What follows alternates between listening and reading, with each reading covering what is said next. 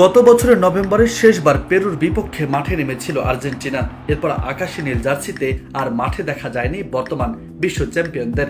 অবশেষে অপেক্ষার পালা শেষ হতে চলেছে। চলতি মাসে জাতীয় দলের জার্সিতে মাঠে নামতে যাচ্ছে লিওনেল মেসি ও লাউতারো মার্টিনেজরা। ফিফা বিশ্বকাপ বাছাইয়ের ম্যাচে দুই বড় প্রতিপক্ষ উরুগুয়ে ও ব্রাজিলের বিপক্ষে মাঠে নামবে আর্জেন্টিনা।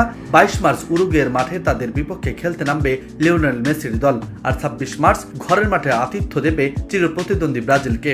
এই দুই ম্যাচকে সামনে রেখে 33 সদস্যের প্রাথমিক দল ঘোষণা করেছে আর্জেন্টাইন কোচ লিওনেল স্কালোনি। আর্জেন্টিনার স্কোয়াডে সেই অর্থে বড় কোনো চমক রাখেনি স্কলোনি। ইনজুরির কারণে এই দুই ম্যাচে লিসান্দ্রো মার্তিনেজের সার্ভিস পাচ্ছে না আর্জেন্টিনা। এছাড়া অভিজ্ঞদের মধ্যে সকলে আছেন স্কোয়াডে।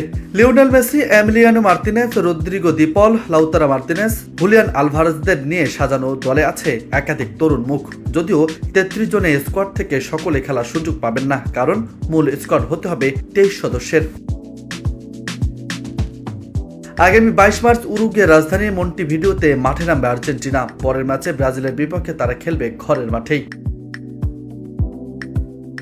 ফিফা বিশ্বকাপ কোয়ালিফায়ারে লাতিন অঞ্চলে সবার উপরে আছে মেসির দল। 12 ম্যাচে 8 জয়, 1 ড্র এবং 3 হারে 25 পয়েন্ট নিয়ে সবার উপরে আর্জেন্টিনা।